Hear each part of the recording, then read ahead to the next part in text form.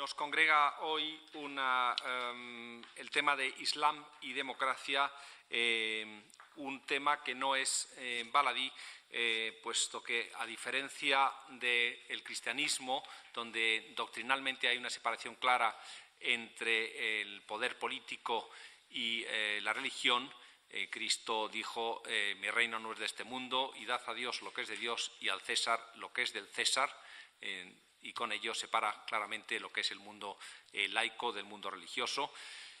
En el Corán no es así. Como ustedes saben, la idea del Corán es crear un marco político en que la comunidad, la Umma, la comunidad musulmana, pueda vivir según los valores del Islam. Y el Corán, por ello, es bastante específico en cómo ha de organizarse la sociedad musulmana, y crea un sistema político y un sistema jurídico, como ustedes saben, la Sharia, y se mete a regular aspectos muy específicos de la vida comunitaria. Por consiguiente, esto hace que se plantee que se haya planteado a lo largo de los tiempos la compatibilidad entre Islam y democracia. Más allá de esta discusión doctrinal, la realidad es que han sido bastantes los casos en que los países árabes han vivido en democracia. Hoy tenemos, desde luego, a Túnez, y la señora Latifa Al-Akhtar es un buen ejemplo. Ella ha sido ministra de Cultura en su país, en un país donde existe una democracia que, con todas las imperfecciones de cualquier democracia, es una democracia, desde luego, ejemplar. Pero no solamente en Túnez, podemos hablar de Líbano también, o de otros países como Jordania, como Marruecos, en fin, o otros países musulmanes como Indonesia, donde, como saben, ha habido recientemente unas elecciones democráticas. Es decir, la realidad demuestra que, si se quiere, un país mayoritariamente musulmán puede funcionar en democracia, ¿no? Y la realidad es que son pocos los países que pretenden regirse por las normas islámicas. Hay algunos casos, como Irán o como Arabia Saudí, pero la inmensa mayoría de los países árabes o musulmanes tienen sistemas políticos que sean democráticos o no, pero no son sistemas que estén regulados, digamos, según las normas del Islam. Sin más, les dejo para tratar este tema como les he dicho, la señora Latifa Al-Akhtar, que es profesora de Historia Contemporánea en la Facultad de Humanidades y Ciencias Sociales de la Universidad de Túnez. Fue activista en el movimiento democrático de izquierda desde finales de la década de los 70, miembro del Partido Comunista de Túnez, fundadora de la Asociación Tunecina de Mujeres Democráticas y miembro de la Asociación Tunecina de Investigaciones para el Desarrollo. En el año 2011, en el momento de la revolución, fue vicepresidenta de la alta instancia de reforma política, transición democrática y logro de los objetivos de la revolución, y, como les decía, en el año 2015 fue ministra de Cultura y Patrimonio, nada menos. Muchas gracias, señora Al-Akhtar, por acompañarnos hoy, por haberse desplazado desde Túnez para estar hoy con nosotros. El segundo ponente, el señor Walid Saleh, es profesor de Estudios Árabes e Islámicos de la Universidad Autónoma de Madrid, es buen amigo de esta casa. Muchas gracias, Walid, por estar con nosotros. Es licenciado de la Universidad de Bagdad en Filología Árabe. Fue también miembro del Partido Comunista en su día y tuvo que salir de los horrores de la dictadura de Saddam Hussein de Irak, y afortunadamente se ha establecido desde hace muchos años en España, donde nos acompaña. Sin más, les dejo, tiene la palabra la señora Al-Akhtar, puede comenzar. Gracias. Merci, Monsieur le Président. Merci à vous toutes et tous d'être là. Merci à la Casa Arabe de me donner l'occasion de pouvoir échanger avec vous et de me donner cet instant, de me permettre cet instant de réflexion sur un sujet aussi important que l'islam et la démocratie. Pour commencer mon propos, je voudrais m'arrêter un peu sur quelques malentendus ou préjugés qui se dressent en écran contre ce dialogue que vous espérez établir entre les sociétés, en l'occurrence celles ouvertes, c'est-à-dire les sociétés démocratiques, un dialogue que nous voudrions porteur de respect mutuel, d'entraide, de compréhension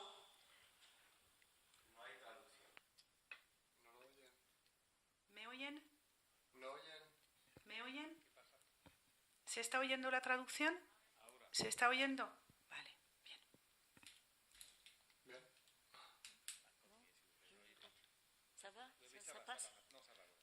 Todo bien ahora, ¿verdad? Bien. Entonces, lo que está ocurriendo ahora mismo en Argelia, en Sudán, ¿me están oyendo? Levanten la mano, por favor, si me oyen. ¿Si oyen la traducción? Algunas sí, otras no. Bien, parece que algunas personas sí y otras no. Ok. Están en el canal 1 para escuchar el español, ¿verdad?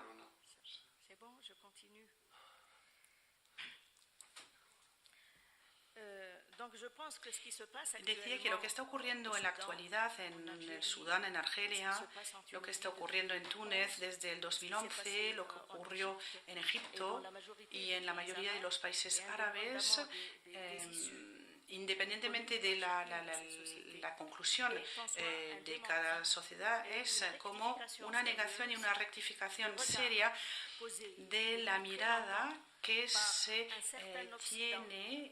tiene cierto Occidente sobre la actitud de estas sociedades, la de aportar la idea democrática y reivindicarla. Se puede ver que son sociedades de mayoría musulmana que habían tomado conciencia a través de la dificultad de la vida cotidiana, es decir, el desempleo, el desequilibrio social y regional, la corrupción que afecta a las instituciones estatales y las esferas estatales y del círculo del poder. Habían tomado conciencia, pues, después de más de medio siglo de experiencia nacional, tomando conciencia de que la situación llamaba directamente a derrumbar el autoritarismo político, con lo cual eso permitió una llamada a la democracia por parte de esas sociedades y una llamada a la transformación hacia un Estado civil democrático opuesto al Estado autoritario que estos últimos hayan revestido una forma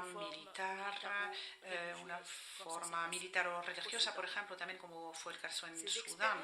Son experiencias recientes, a mi modo de ver, animan a deshacerse de todo partidismo, porque sobre todo frente a la tendencia al populismo y a la tendencia a irse hacia una derecha más conservadora, como parece ser un poco el fenómeno de moda últimamente.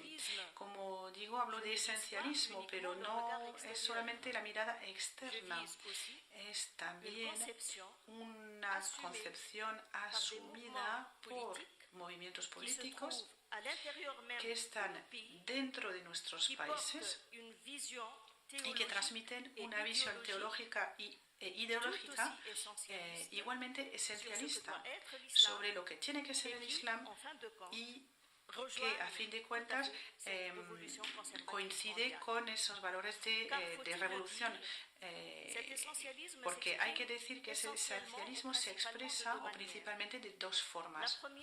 La primera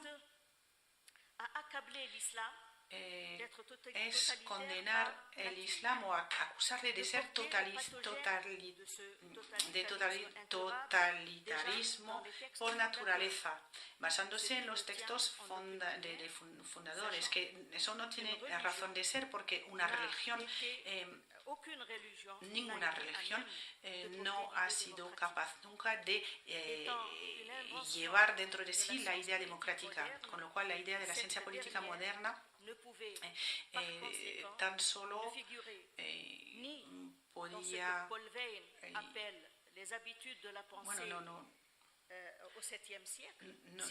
no podía ser más actual, pero al menos lo que queremos decir cuando hablamos de esencialista también es que hay una representación de un Islam desencarnado en relación a las mutaciones históricas y en relación a sus actores políticos y sociológicos.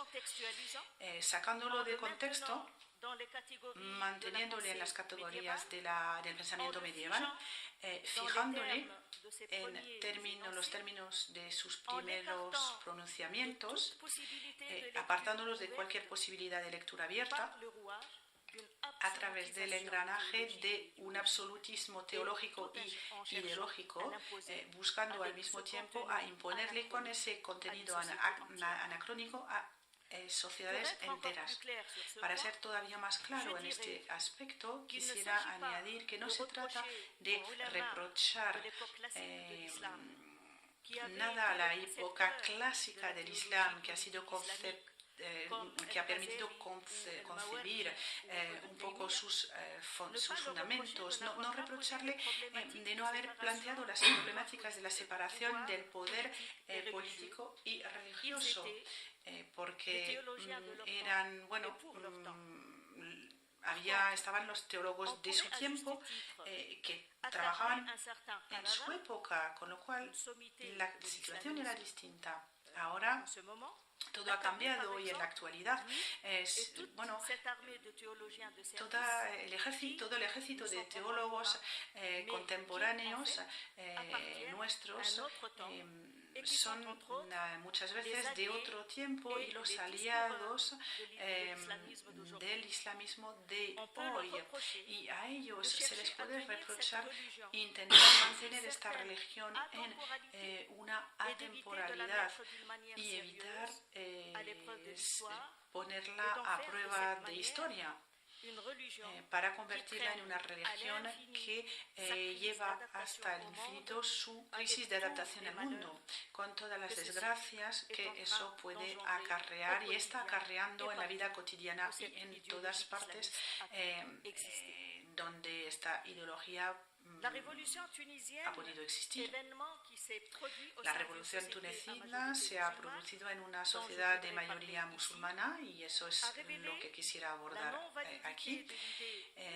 A hablar de la no validez de la reacción autoritaria de sociedades amorfas, sumisas, un terreno no adecuado al nacimiento de una democracia, pues todos esos elementos están cayendo en el olvido.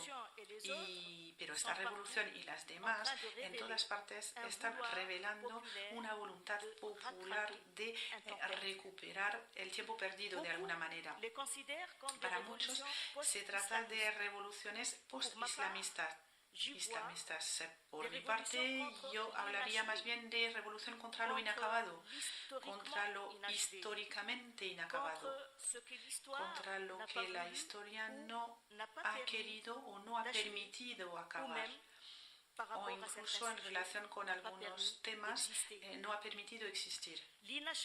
Lo inacabado, en lo que fue un reformismo religioso o una puesta a prueba de la modernidad por parte del Islam desde el siglo XIX.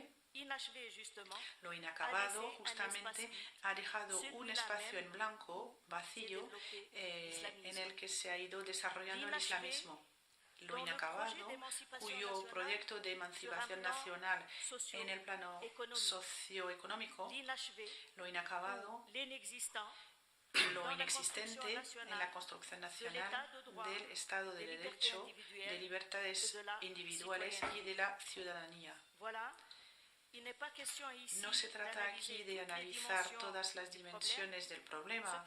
Sin embargo, el tema requiere, ante todo, tratar la relación del Islam en sus distintas expresiones, su relación con la cuestión democrática, ahora que estas revoluciones lo han permitido, en concreto, a través de la revolución tunecina. Como saben, el Estado en Túnez se construyó desde sus primeros años de independencia sobre un proyecto de secularización. Para esto ha establecido un vínculo entre la ideología reformista que había conocido el país desde mediados del siglo XIX, lo que pudo conceder a Túnez una cara moderna en varios aspectos.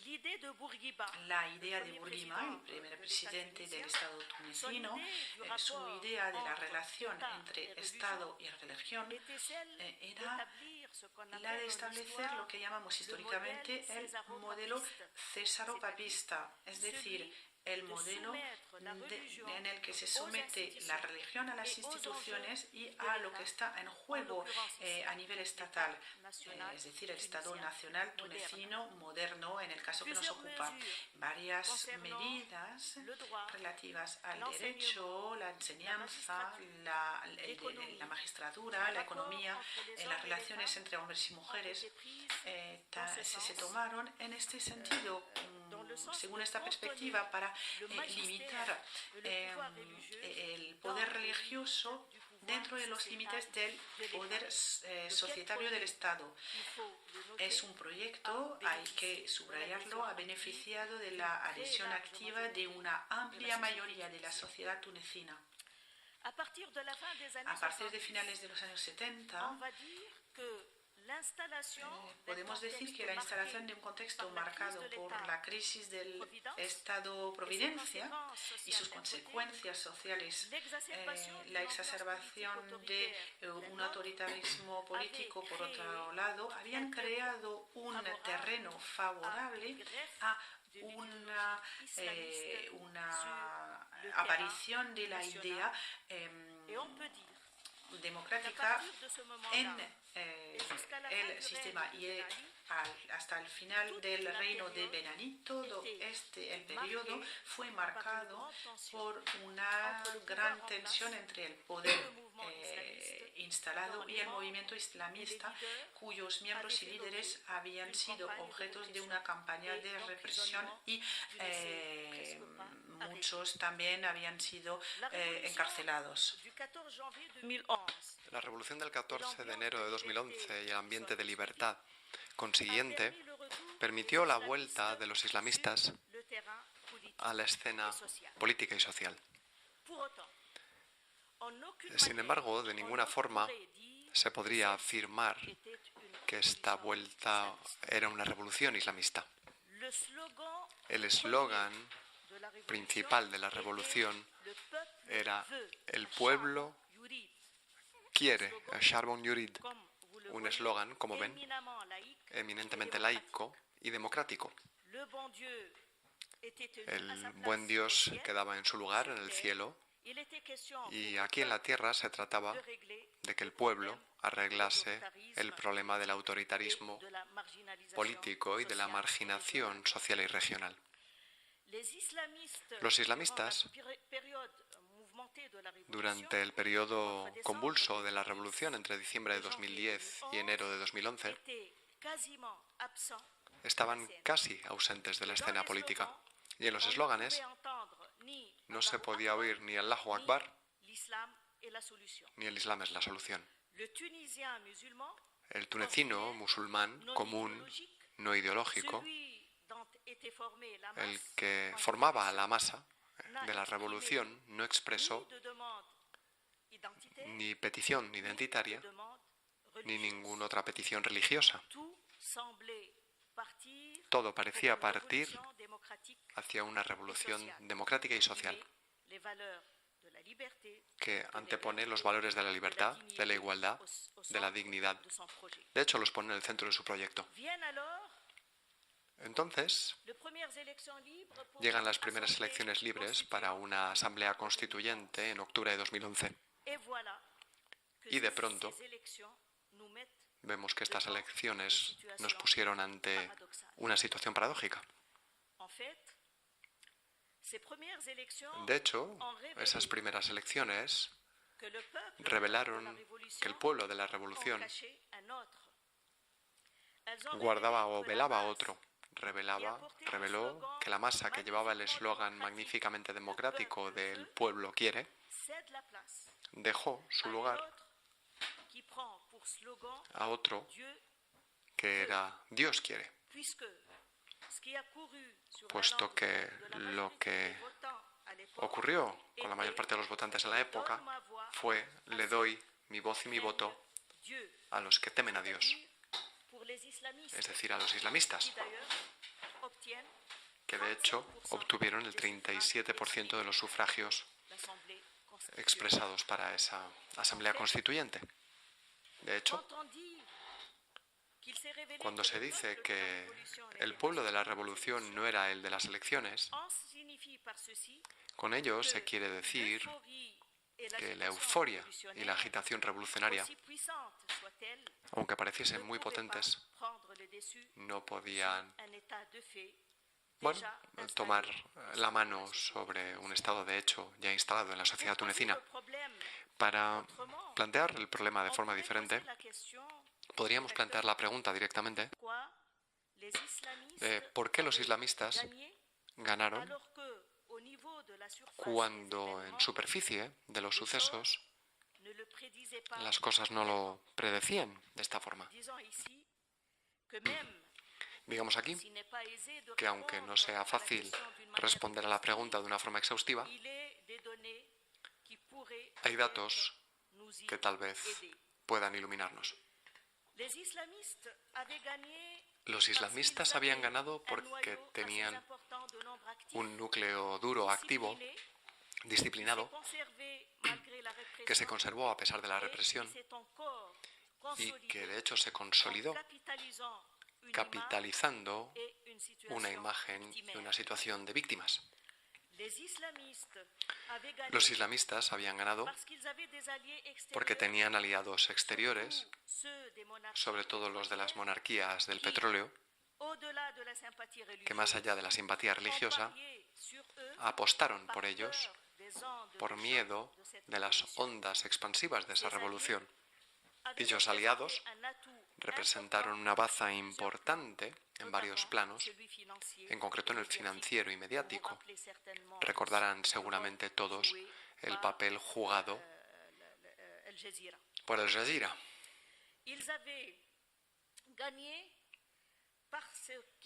Ganaron porque tenían el apoyo de Occidente, con Obama a la sazón como líder, con esta idea de alternativa islamista al poder autoritario en la región, que apoyó algo que se preparaba al menos desde 2005, y no solo citaré el discurso del Cairo aquí.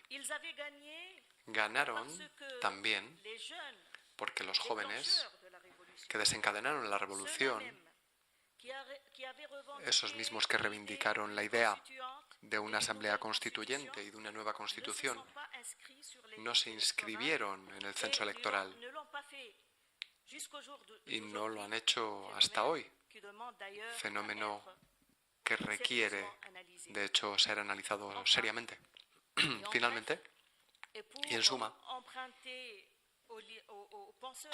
y para tomar al pensador Gramsci su lenguaje, se podría decir que los que hicieron la guerra del movimiento, es decir, los jóvenes de las regiones, los jóvenes parados, los sindicalistas, la sociedad civil laica, los partidos de oposición laica que resistieron a la dictadura de Ben Ali, todos aquellos que habían llevado adelante esa guerra de movimiento con las manifestaciones en la calle, los sitting, la vigilancia de los barrios, las huelgas entre el 17 de diciembre de 2010 y mediados de febrero de 2011, todo ese mundo perdió frente a aquellos que habían llevado a cabo meticulosamente, de forma directa o mediada, una auténtica guerra de oposición. Directamente, los islamistas supieron desde finales de los años 70, a través de un discurso identitario, islamo-identitario, aprovecharse del desgaste de la legitimidad del poder en curso y movilizar el potencial de islamidad, por así decirlo, de la sociedad. Lo que de hecho siempre se les ha reprochado por el resto de partidos políticos, para los que este carácter islámico representa un patrimonio común que nadie debería monopolizar e instrumentalizar con un objetivo político, a menos que se permitan practicar una competencia política desleal, lo que de hecho es el caso. Pero finalmente los islamistas lograron, de esta forma, llevar a cabo una estrategia de enraizamiento en los barrios populares, en el mundo rural, conservador, en las asociaciones profesionales, en el sindicato de estudiantes e incluso en las instituciones del Estado. La propagación del velo de las mujeres desde los años 80 no era más que la punta del iceberg. Por mediación, ganaron también posiciones difusas en el seno de la sociedad tunecina, donde desde hace más de un cuarto de siglo el discurso wahabita empobrecedor en torno a lo normativo, es decir, sobre el halal y el haram, estructuraba y socializaba las sociedades árabes a través de las cadenas de televisión de satélite, y había cientos, las redes de Internet, la islamosfera, las fatwa online, y a través de todos los medios ampliamente permitidos por una comunicación globalizada. Medios que permitieron al islamismo establecer una auténtica hegemonía cultural sobre la sociedad. Detrás del pueblo en revolución se escondía, de hecho, una comunidad ideológica apegada al islamismo y que estaba ahí para servirle de reservorio electoral. Esto, digamos que es a grandes rasgos el cuadro. He utilizado el concepto de musulmán y la de islamista en un sentido diferente entre ellos, porque la relación con la democracia de uno y otro es de hecho diferente, lo que imagino que exige una cierta clarificación. Llamo islamista a un adepto de un islam que está pegado a una ideología, es decir, a un sistema predefinido de representación y de ideas a partir de los cuales o de las cuales la realidad sociopolítica y sociocultural se analiza. Para la ideología islamista, esta realidad se analiza principalmente en el marco de una estrategia que pretende tomar el poder político al mismo tiempo que pretende instituir un control y una autoridad en la sociedad con vistas a su reorganización según las normas de la Sharia. Así que si el islamismo se define por su ideología, el musulmán, por su parte, se define por el lado empírico de las cosas, es decir, por la realidad. ¿Qué realidad? Me voy a explicar. Por realidad designo la realidad tunecina, en este caso en el que la pérdida del velo de las mujeres, la mezcla entre hombres y mujeres, la planificación familiar, el control de natalidad, la igualdad bastante avanzada entre hombres y mujeres. Todo ello estaba avalado por la sociedad y había reinado un acercamiento continuo entre la sociedad tunecina a este orden secularizado, incluso cuando la ideología islamista en competición empezó a tomar cuerpo en el seno de la sociedad tunecina. Esta realidad nos presenta por sí misma la definición del musulmán no ideológica o no ideológico, el que está libre de acorazarse ideológicamente y que blinda y establece su yo, el refuerzo del yo interior, que no opone su fe a la realidad, pero que libre de esta ideología había adquirido casi por intuición, diría, una conciencia histórica reformista, no dominada por lo teológico y que se integra a la realidad o a esta realidad como un europeo cristiano se integra en la realidad de su país. Así, desde la aparición de la ideología islamista en competencia y de esta comunidad ideológica también en competencia con el resto de la sociedad, estamos en un país donde coexisten dos sociedades en cierta forma. Estamos en un país en el que la vida política se ve marcada por la nueva Constitución de 2011 hasta el día de hoy y marcada por una tensión entre el musulmán o lo musulmán, que se presenta al mismo tiempo como creyente y demócrata, que puede ser más o menos laico, que se percibe prioritariamente como miembro de la sociedad, de la ciudad, y el islamista con una ideología cargada de otro registro y de otras nociones. Esta tensión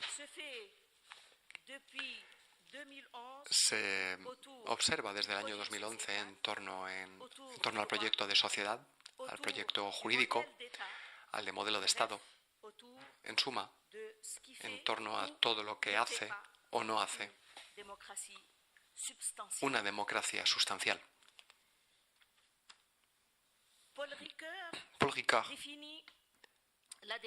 define la democracia como un gran consenso conflictivo. Es cierto que para Túnez, los islamistas, desde el primer momento de la transición, consintieron participar en este gran consenso y se integraron. La dura experiencia pasada de enfrentamiento violento con el Estado, con el poder que estaba reinando, pues marcó desde luego esta visión. Y sin embargo, no podemos decir que la confianza haya reinado desde entonces. Y no hablo, por supuesto, de la confianza en general. Hablo de la relación de confianza, tal y como este consenso o ese contrato democrático es capaz de garantizar. ¿Por qué el pacto democrático en Túnez está tensado por un clima de desconfianza? ¿Y por qué el principio de conflicto democrático, que funciona, sin embargo, a nivel institucional, en concreto en la Asamblea Nacional, por qué no logra resolver esta cuestión? ¿Por qué estamos en una democracia que diría o que llamaría atormentada? De entrada, habría que decir que la cuestión está ligada fundamentalmente, con unas tensiones entre el islamismo y la democracia. Un comportamiento ambiguo y tenso para evitar entrar en un proceso de intención. Con su postura, con sus reacciones, con sus discursos, los islamistas parecen desgarrados entre lo que podríamos llamar el miedo estratégico, miedo de que una adhesión consiguiente al proyecto democrático les haga perder lo que constituye su alma ideológica, así como su base popular, evidentemente, por un lado, y por otro, las obligaciones del compromiso democrático al que consintieron, por otro lado. Digamos que bloqueados, en cierta forma, por este desgarro, muchos indicios demuestran que el Islam político recurre a menudo a las astucias para no decir directamente al engaño. El problema es que esos trucos ponen a los islamistas en una situación muy delicada frente a una democracia sustancial, como decíamos antes, y con las mismas argumenta ampliamente la desconfianza frente a su compromiso por una democracia que vaya más allá de la dimensión instrumentalista y de procedimiento de esta. La primera expresión de esta situación de tensión, de desgarro, es el doble discurso mantenido por el partido islamista Nahda, según hable a su base ideológica o que hable con sus adversarios políticos interiores o exteriores. No me detendré mucho en los detalles, aunque el diablo está en los detalles, como se suele decir. Porque como sabemos, nada se oculta, se puede ocultar y que finalmente todo acaba dando la cara. De hecho, por muchos sucesos vemos que estamos ante un discurso islamista oficial, consensuado, con un modelo de Estado sobre un modelo de Estado democrático, y hay otro discurso no confesado, que en cierta forma es especular a un Estado teocrático con una actitud paciente y una larga preparación en varias etapas debe garantizar para que tenga sus condiciones de éxito. Cito aquí, por ejemplo, las grabaciones sacadas de Rashid Ghannouchi, presidente del movimiento islamista Nahda, con líderes salafistas venidos de algunos países del Golfo, sobre la paciencia que hay que tener para llegar al proyecto final, empezando por asegurarse de infiltrar o de infiltrarse en las instituciones del Estado, como la policía y el ejército, o el de la confesión que se hizo por Abdel Fattah Muru, el segundo del partido, explicando que la nuclearización islámica de la sociedad debe ser estratégica y tener el objetivo de las generaciones futuras, es decir, no apostar por una democracia laica inesperada, sino en los hijos de esta. Queremos a sus hijos. Esos son los términos del locutor. O incluso la promesa realizada por el jefe del gobierno islamista en 2011 a un auditorio de fieles en un meeting sobre el establecimiento futuro de un sexto califato. La segunda expresión de este desgarro, expresión que puede ser considerada más inquietante, si cabe, en cuanto a la credibilidad de la adhesión de los islamistas a la democracia, es el evitar deliberadamente la revisión y el cuestionamiento crítico de los fundamentos de la ideología islamista, fundamentos teocráticos en contradicción con el principio mismo de un poder político democrático. Es posible, entonces, observar ese estado mental, en este caso encarnado en Rashid Ghannouchi, teórico e ideólogo islamista al mismo tiempo, además de número uno del Nahda, en su libro titulado La democracia y los derechos humanos en el Islam, publicado en 2012, ahí lo vemos hacer una especie de apaño entre dos corpus, el de la teología política islamista, tal y como ha sido retomada por Hassan el-Banna, Sayyid Qutb y el Maududi, todos teóricos del islamismo, por un lado, y otro corpus, que es el de las nociones que pertenecen a la política moderna, como la democracia, derechos humanos, etc., para que al final llegue a dos conclusiones. La primera, siendo que la democracia no es más que una versión de la shura islámica, es decir, el principio de consulta convenido con los que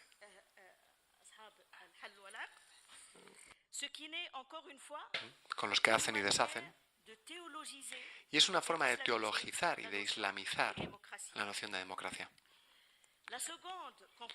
La segunda conclusión que saca es que la secularización es condenable porque es incompatible con la dimensión totalizadora del mensaje del Islam. Los textos oficiales del partido Nahda pueden también ser instructivos sobre esta mentalidad. En este sentido, en su 10º congreso, que se celebró en mayo de 2016, se anunció como concesión a la democracia la decisión de disociar el trabajo político del de la prédica, o lo que llaman, con otros términos, la especialización de los papeles, es decir, al partido un rol político, a los cientos de asociaciones caritativas y de todo tipo, a la islamosfera, a las escuelas coránicas, a las mezquitas, les corresponde el papel de comprometerse con el enmarcamiento de la sociedad con vistas a garantizar su adhesión ideológica. Sin embargo, sin necesidad de comentar el sentido puramente táctico de tal medida, le paso la palabra una vez más a Rached El Ghannouchi en persona para explicárnoslo como lo hizo después de ese congreso en una entrevista concedida en Túnez, afirmando lo siguiente, y lo cito textualmente: filosóficamente, no hay disociación entre lo religioso y lo sociopolítico. Sin embargo, esto no significa que los medios a los que sirve esta filosofía tengan que adoptar la misma globalidad. Si hubiese que traducir estas palabras, podríamos decir que la ideología es y sigue siendo totalitaria, pero sus medios políticos pueden ser más pragmáticos. En un plano institucional, ahora, es decir, en el que permite gestionar las diferencias o los litigios en un marco democrático, estas tensiones o este conflicto interno en el comportamiento político islamista se ha expresado también en el debate sobre la Constitución, en varios puntos. Pero me contentaré con evocar 2 o 3 por su impacto en el sentido de la construcción democrática, aunque tras largos debates y manifestaciones en la calle, cambios geopolíticos en la región, y veamos, hablo aquí de lo que ocurrió en Egipto, los islamistas acabaron soltando a su presa. El primer punto es el que versa sobre la fuente del derecho que los islamistas querían unir a la Sharia. El segundo, el del estatus de la mujer, que querían definir como seres no iguales, pero complementarios al hombre. Esto se puede evidentemente entender. La reislamización del campo social pasando por el control patriarcal de las mujeres. Pues con esta propuesta los islamistas querían evitar que las mujeres fuesen ciudadanas de pleno derecho e iguales a los hombres. Querían que fuesen complementarias al hombre. En este mismo sentido, otro conflicto se está alarmando desde el mes de agosto del año pasado en torno a un proyecto planteado por el presidente de la República sobre la igualdad en la sucesión entre hombres y mujeres. Una vez más, su miedo estratégico les empuja a decir o a rechazar el proyecto en nombre de la sacralidad de lo que consideran ser claramente dicho o indicado en el Corán, es decir, el ayat del Bayinet. Evidentemente no se puede mencionar todos los temas que jalonan desde hace 8 años la historia de este gran consenso conflictivo de la democracia. Sin embargo, hay muchos indicadores que demuestran que los islamistas, aceptando aún así el juego democrático, no por ello están rindiéndose a la democracia. Y su comportamiento político se encuentra muy a menudo contrariado por sus creencias ideológicas. Podemos contar con el futuro próximo, con el de la historia actual en un plano nacional, regional e internacional, para vivir en nuestra casa, en Túnez, una democracia menos atormentada. Esperemos que sí. Y muchas gracias por su atención.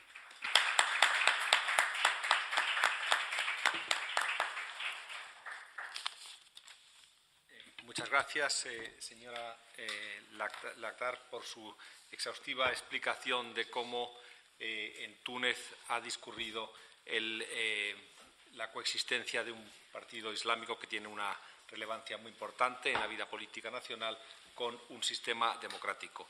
De hecho, más allá de las diferencias que pueda haber entre la doctrina que ellos predican y la democracia, la realidad es que se han adaptado perfectamente al sistema democrático.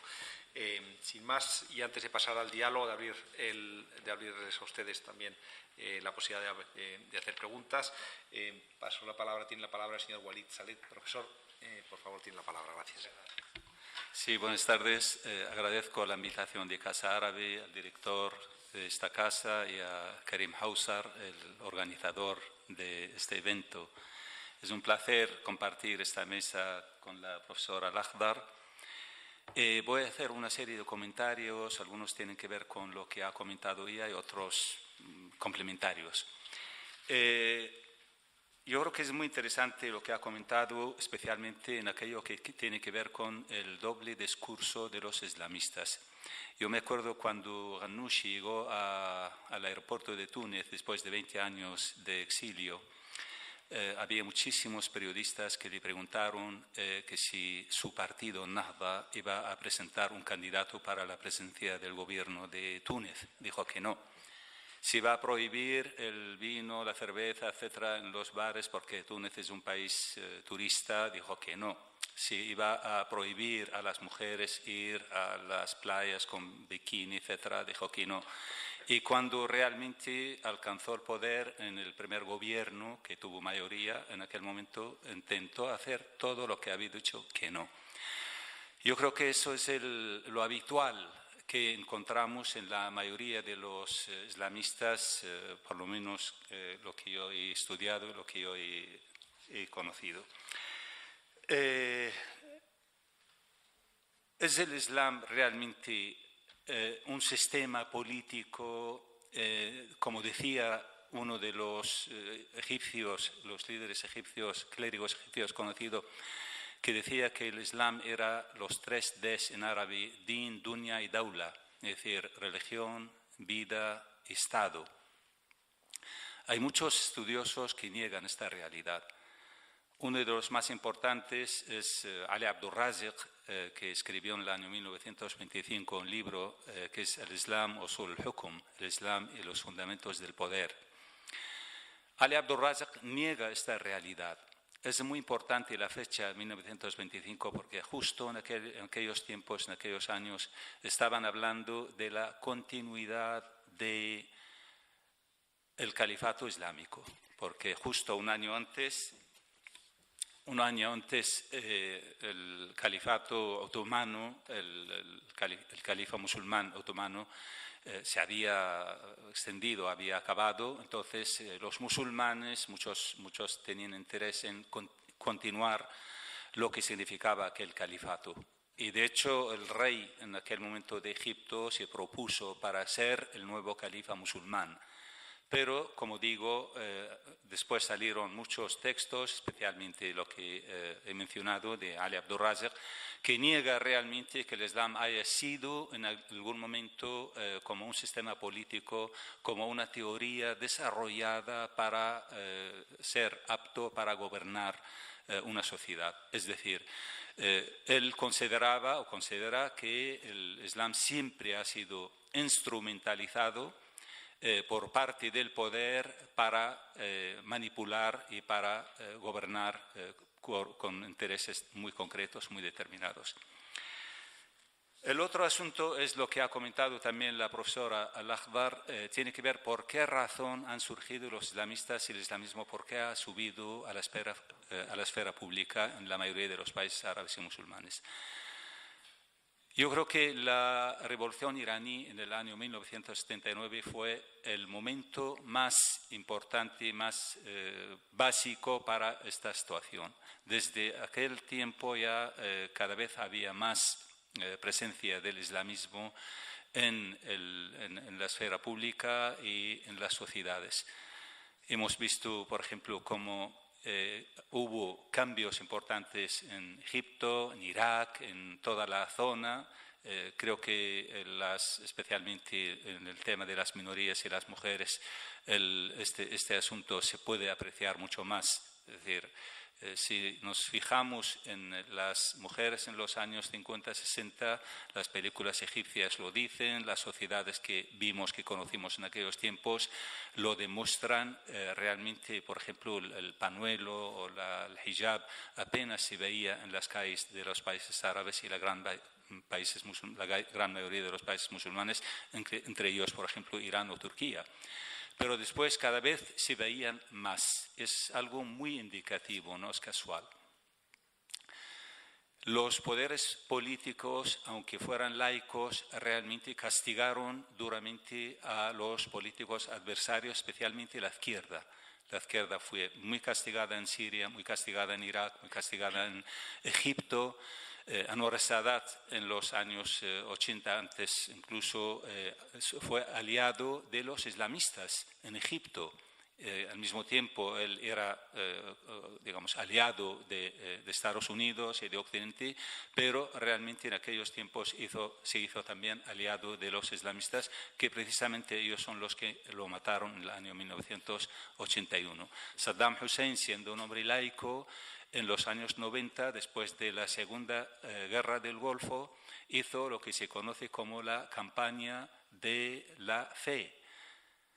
Es decir, empezó desde aquel momento a reislamizar, y eso es una palabra, un término muy importante que se repite desde aquellos tiempos hasta la actualidad, la reislamización de las sociedades. Es decir, esas sociedades son musulmanas, pero musulmanas erradas, es decir, no son musulmanas verdaderas, por lo tanto hay que reislamizarlas, cosa que ocurrió hoy en día, por ejemplo, en Turquía, ha ocurrido en Irán, ha ocurrido en Egipto con el gobierno de Mursi.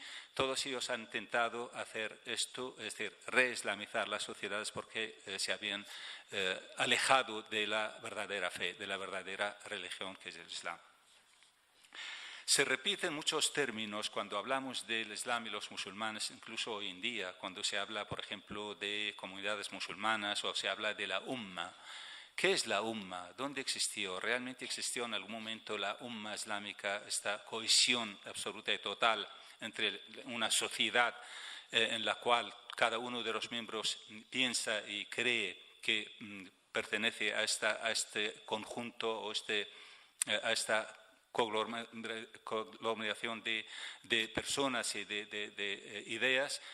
Yo creo que no, sinceramente. Es decir, eso es más bien una idea, quizá un sueño más que una realidad. Es cierto que para los islamistas siempre la han utilizado como una arma arrojadiza por su interés. Es decir, han dado a entender que todos los musulmanes en todo el mundo pertenecen a esta umma, que ellos son los que se encargan de orientarla. Se olvidan con frecuencia que la mayoría de los países musulmanes existen minorías. Minorías a veces alcanzan un porcentaje alto, como es el caso de Líbano. Líbano hace 50 años los cristianos eran mayor número que los propios musulmanes. Los musulmanes han ido ganando terreno porque tienen más hijos y los cristianos suelen tener menos hijos. Entonces, hoy en día el número de los musulmanes en el Líbano es mayor que los cristianos. En Siria había hasta hace poco como 15% de la población, en Irak, etc. Con frecuencia se olvida Se olvidan estas minorías que están, bueno, los llamamos minorías, que son parte de estas sociedades, pero pertenecen a otras religiones. En Irak había cerca del 10%, hoy en día apenas llegan al 3%. Por las guerras y el drama de este país han tenido que marcharse y dejar el país, han ido a Estados Unidos, Inglaterra, a Canadá, etcétera, etcétera. Yo creo que es muy importante hablar del Islam en abstracto, es decir, qué ocurre, cuál es ideológicamente el Islam real, el Islam verdadero, no solamente desde el punto de vista de los textos, de las ideologías, sino el Islam real, verdadero, que viven las personas en las sociedades. Como decía antes, ha sido esta religión instrumentalizada por el poder político en la mayoría de los países árabes. ¿Qué han hecho estos sistemas?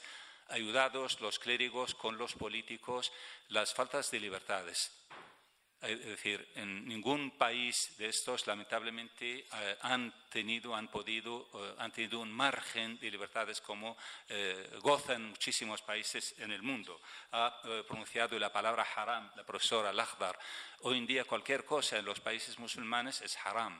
La música es haram, haram es ilícito, haram es prohibido.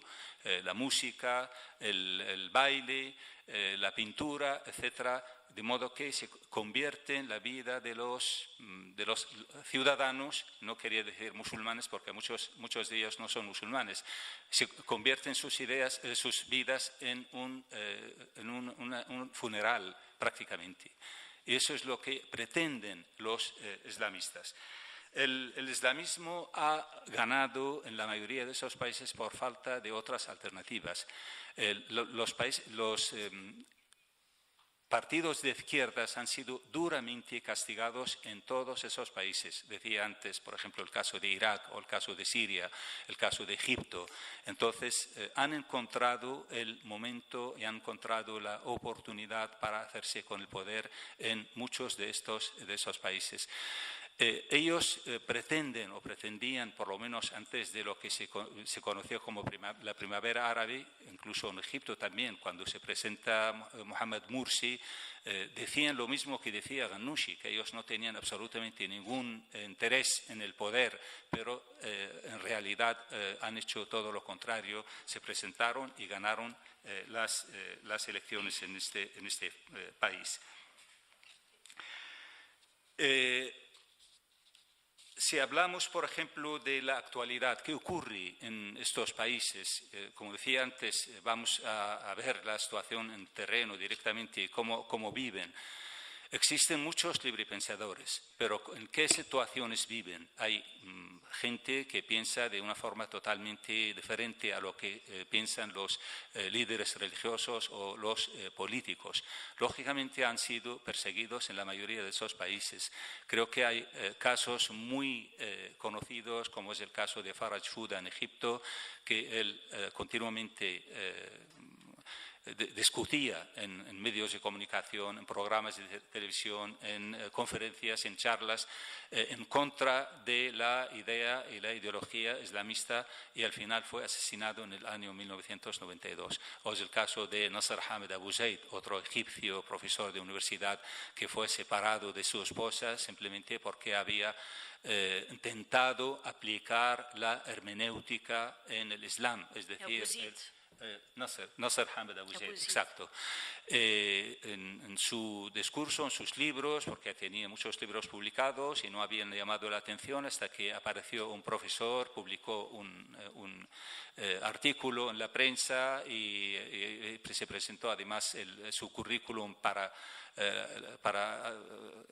digamos, avanzar o en la universidad conseguir una plaza de catedrático, y ahí realmente fue denunciado por parte de la comisión y llevaron el caso al Azhar, que es la máxima autoridad religiosa del Cairo, de Egipto, y al final el Tribunal Canónico del Cairo, de Egipto, lo separa de su esposa por haber por haberse considerado como apóstata. Esa es una arma que utilizan los islamistas continuamente contra aquellos que piensan de forma diferente, especialmente los librepensadores y aquellos que defienden ideas distintas al islamismo.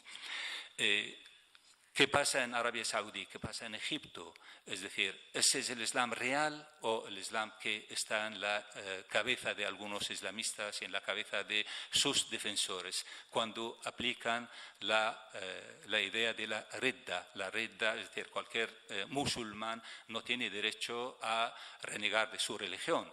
Es decir, el Islam está abierto a recibir a cualquier persona de otras religiones o de cualquier otra ideología, pero un musulmán no puede negarse o renegar de su religión porque el castigo es la ejecución, es asesinarlo. De los 57 países que pertenecen a la Organización de la Cooperación Islámica, que son 57 países de mayoría musulmana, 13 países tienen condena de muerte a aquellos que reniegan de su religión. Entre ellos está Irán, está Arabia Saudí, está Emiratos Árabes, en fin, hay 13 países que tienen esta condición. Aplican el hudud. Hudud son los castigos corporales, los castigos duros, es decir, desde el asesinato hasta latigazos en cuanto al adulterio, el asesinato, etc. Están ahí al orden del día, lo encontramos no solamente en Arabia Saudí, en Irán, sino también lo encontramos en Kuwait, lo encontramos en Sudán, lo encontramos en otros muchos países. O, por ejemplo, el tema de la apostasía, como decía antes. Realmente todas estas circunstancias que estamos viendo, que han vivido, que están viviendo en los países musulmanes o de mayoría musulmana, ha hecho que hubiera una reacción. Esta reacción es bastante desconocida, por lo menos aquí en el mundo occidental. ¿Qué ocurre con los jóvenes en estos países? Es decir, realmente son creyentes, practicantes que van a la mezquita, etc., o hubo una reacción contraria. El Instituto Gallup, el instituto alemán conocido, además de otras universidades americanas, como es el caso de la Universidad de Detroit, han hecho hace 4 años, en el año 1914 y 1915, estudios en muchos países árabes y musulmanes en relación con la falta de creencia, es decir, el aumento del ateísmo. El ateísmo está en aumento en todos estos países. En un país como en Egipto, por ejemplo, existen cerca del 10% de ateos, cosa que anteriormente no se conocía, esta realidad. Incluso en Arabia Saudí, un país que es mucho más difícil para ser ateo o no creer en esta religión, pues existen de forma anónima. Se hicieron encuestas y aparecen este tipo de datos. Lo mismo ocurre en Turquía. En Turquía, país, aunque es mucho más abierto en comparación con otros países de mayoría musulmana, pero ocurre esta misma circunstancia también. El número de ateos cada vez es mayor.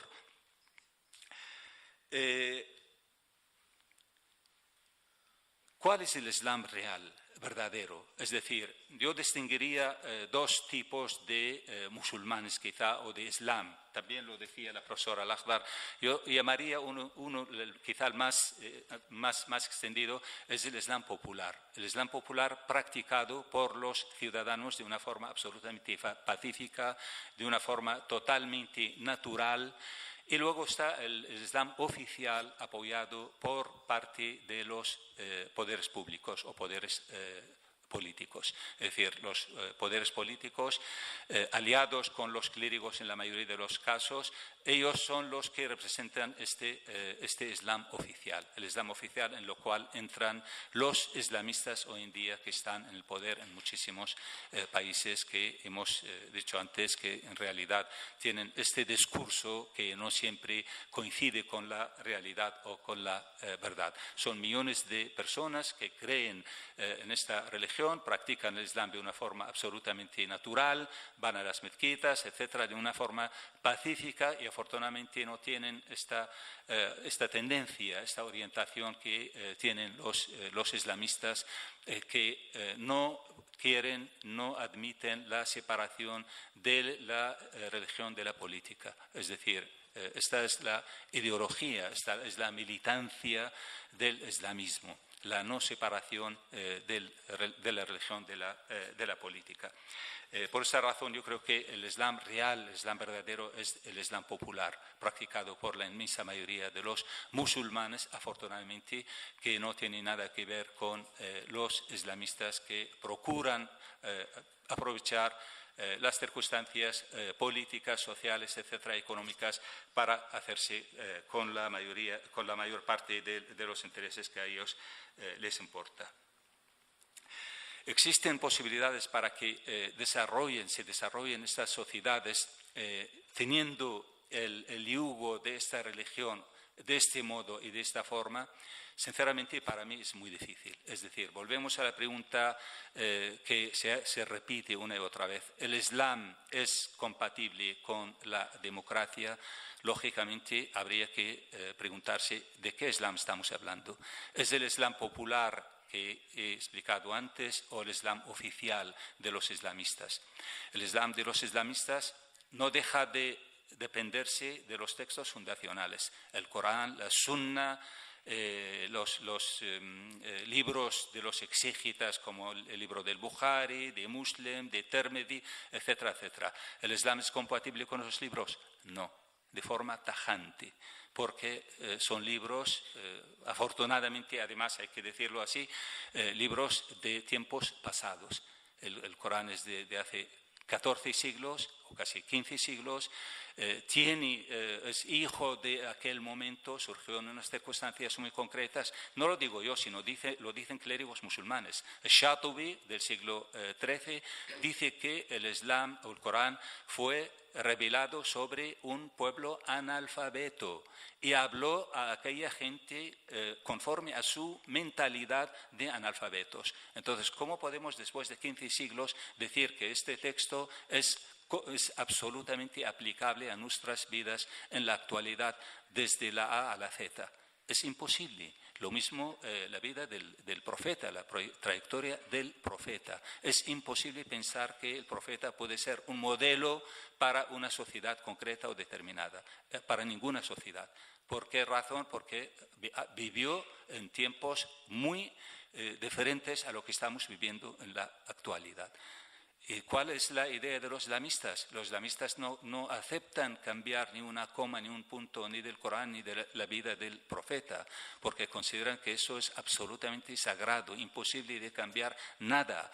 ¿Qué hacemos con el tema de cortarle las manos a los ladrones? ¿Qué hacemos con el tema de la esclavitud, que está en el Corán, como está también en la Biblia y en otros libros sagrados de otras religiones también?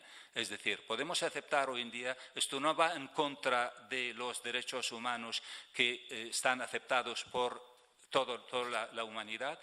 Están aceptados por toda la humanidad, lamentablemente, pero no están aceptadas, por ejemplo, por parte de estos, lo que he nombrado antes, la Organización de la Cooperación Islámica. Es decir, ellos tienen su propia declaración de derechos humanos. La Declaración Universal no la admiten, no la aceptan. Y la primera cláusula que pone la Declaración de los Derechos Islámicos pone que toda la humanidad somos siervos de Dios.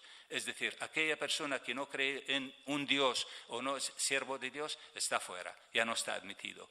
La mujer sigue siendo dependiente del hombre, no tiene ella su independencia. Eso está en la Declaración de los Derechos del Islam. Entonces, realmente estamos cayendo en unas contradicciones tremendas. Eso lo tenemos que saber, lo tenemos que ver, lo tenemos que tratar.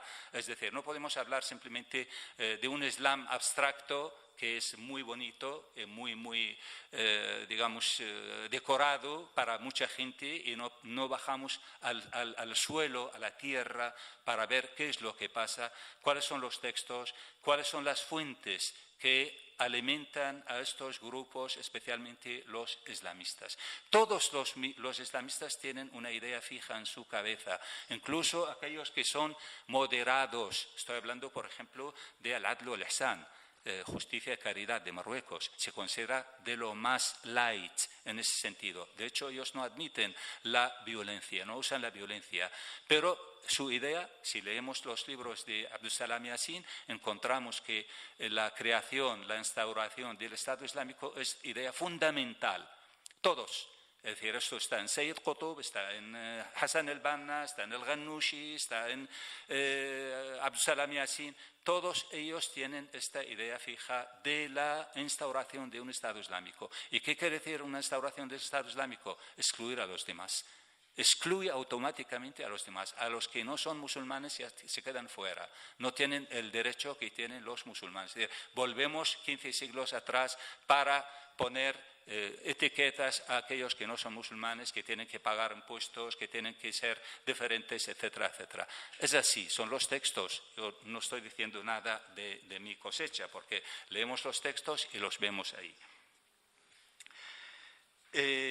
Lo que preguntaba antes, ¿cómo pueden avanzar estas sociedades en estas circunstancias? Realmente hace falta una agitación, una revolución. Lamentablemente, los países árabes, especialmente con la primavera árabe, esperaban este cambio. Esperaban, como decía la profesora antes, no era el Islam, la religión, el Islam o el hal, el Islam es la solución, como dicen los islamistas de Egipto, los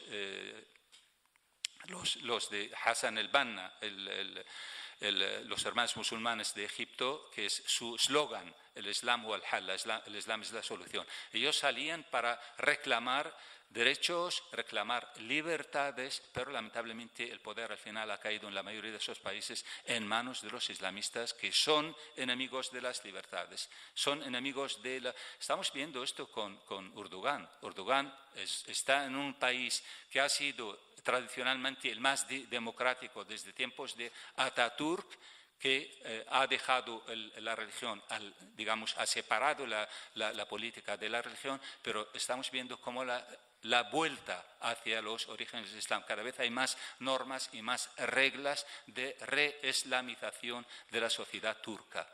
Y esa es la realidad de todos los islamistas que tienen esta idea fija. Por lo tanto, yo creo que hace falta una auténtica revolución para acabar con estas circunstancias. Los ciudadanos que son de religión determinada, sea musulmana o sea cristiana, nunca pueden ser incompatibles con la democracia. Es decir, esta pregunta muchas veces que hacemos, no el Islam, sino hacemos la pregunta si los árabes o los que proceden de los países de mayoría musulmana son compatibles con la democracia. Las personas sin ninguna duda.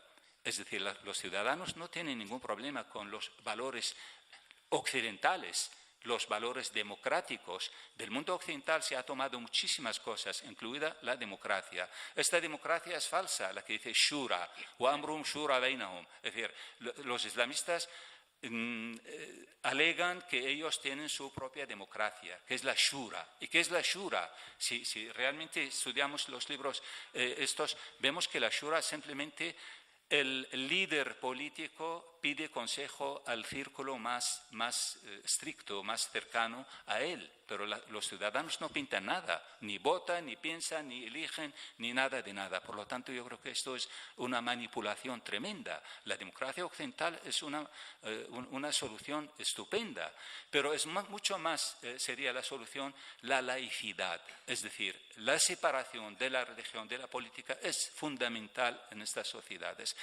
La única forma para que realmente puedan avanzar es que sean sociedades absolutamente secularizadas, unas sociedades laicas, porque existen una gran cantidad de religiones, gran cantidad de lenguas, gran cantidad de orígenes diferentes, y esos son problemas serios y reales como lo han sido a lo largo de la historia. En cambio, la laicidad mal entendida por parte de algunos, especialmente el señor al-Qaradawi, con la fama que tiene en Al Jazeera, que ha mencionado también la profesora antes, que 80 millones de personas lo veían en su programa Sharia al-Hayat, la Sharia a la vida. Él dice que la laicidad es igual que el ateísmo. Es decir, este interés que tiene mezclar ateísmo con laicidad, pero la laicidad no es el ateísmo exactamente. La laicidad es la esta separación de la religión de la política. En cambio, los islamistas en realidad no les interesa en absoluto porque no creen en las libertades y no creen, ellos quieren dominar en el nombre de la religión. Y ya termino con una observación que creo que es muy importante. Estamos en el mundo occidental, en Occidente. Creo que hay una especie de bonismo, especialmente en la izquierda occidental, que mira hacia los islamistas de una forma muy cómplice. Es decir, le da mucha pena que haya desaparecido, por ejemplo, Morsi de Egipto, o que algunos islamistas que sean perseguidos por sus ideologías, etc. Y yo creo que eso es un error muy grande, porque tienen que conocer bien su ideología, tienen que conocer Morsi, qué es lo que hizo en su momento. Se puso por encima de los tres poderes del Estado. Lo mismo que es hoy en día en Irán, el ayatollah. El ayatollah está por encima del Parlamento, por encima del presidente del gobierno, puede cesar el presidente del gobierno en cualquier momento, puede disolver el Parlamento iraní, ¿no? Entonces, eso es lo que estaba haciendo Morsi. Yo no estoy a favor de ninguna manera de un golpe de Estado como fue después con Sisi, pero es que la situación con Morsi era peor, sinceramente. Ese es el gran problema del islamismo cuando toma el poder y lo aplica. Por lo tanto, yo creo que esta actitud de la izquierda occidental para mí es una actitud absolutamente errónea, y esta complicidad no tiene razón de ser en absoluto. Tienen que entender bien, conocer bien la ideología de los islamistas, leer sus textos, conocer su forma de entender la vida y las libertades y luego actuar. Y ya simplemente también quizá lo lanzaría como una pregunta para la profesora Al-Akhbar. Tiene que ver con lo mismo. Hemos mencionado el tema de la mujer, que es un tema muy, muy importante en estas sociedades árabes y musulmanas.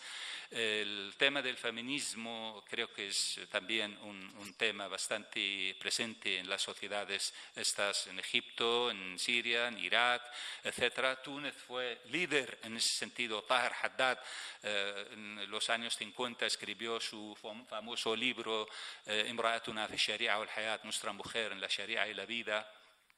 Y creo que la mujer tunecina ha tenido siempre la bandera para estar delante de otras mujeres digamos, del mundo árabe-islámico.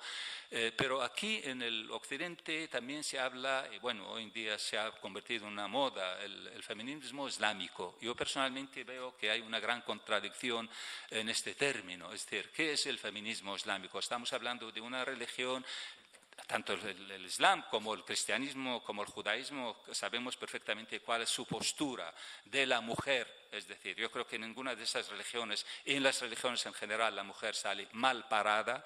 El tema del feminismo, el feminismo lo entiendo como un movimiento liberal, laico, secularizado, etc. Y entonces, no sé si se casan bien estos dos términos, y me gustaría mucho que la profesora Al-Akhbar nos aclarara este tema. Pues muchas gracias.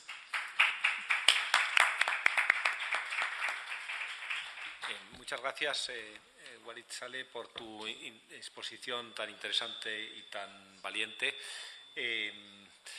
Bueno, yo creo que se han planteado aquí muchísimas cuestiones, ¿no? De una forma por parte de los dos pues muy, muy clara, muy directa.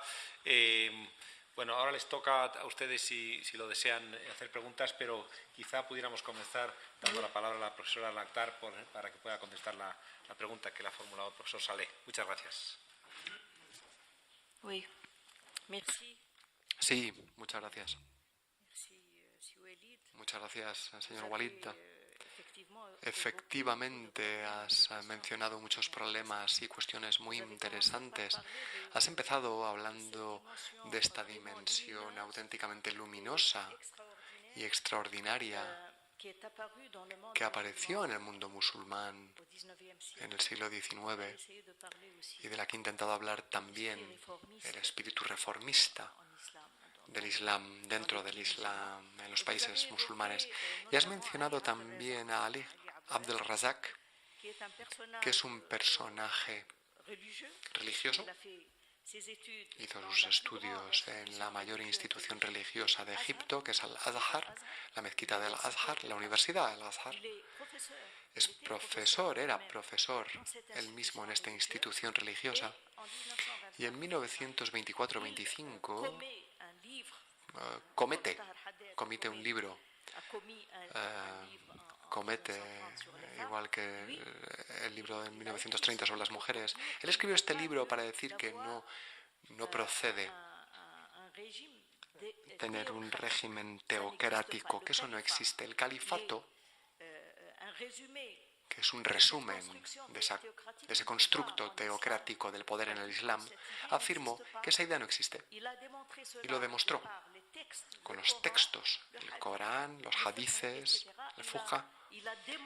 Desmontó con todo ello toda la construcción teológica en torno a la idea del califato, diciendo que querían transmitir algo que dijo el profeta, que era un estado que asocia al mismo tiempo el lado religioso al lado político. Pero dijo, olvidáis que nadie puede tener las cualidades que tuvo el profeta.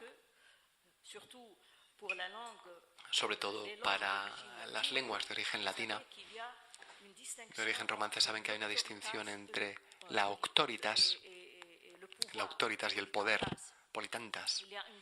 Hay una diferencia entre estos dos términos. El profeta tenía a la vez el poder y tenía algo de lo que una persona ordinaria carece, porque un profeta es una persona excepcional, evidentemente.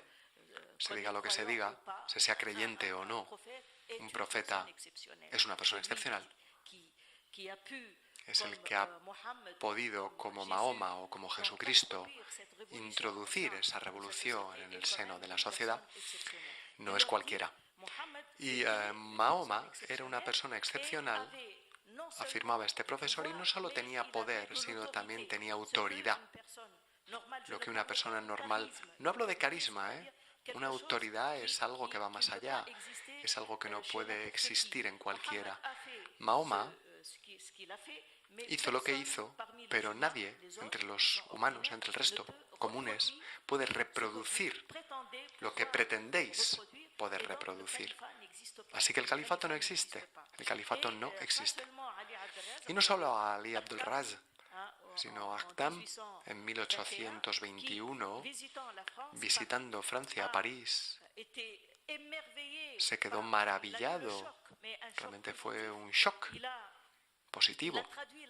Y tradujo la marsellesa al árabe.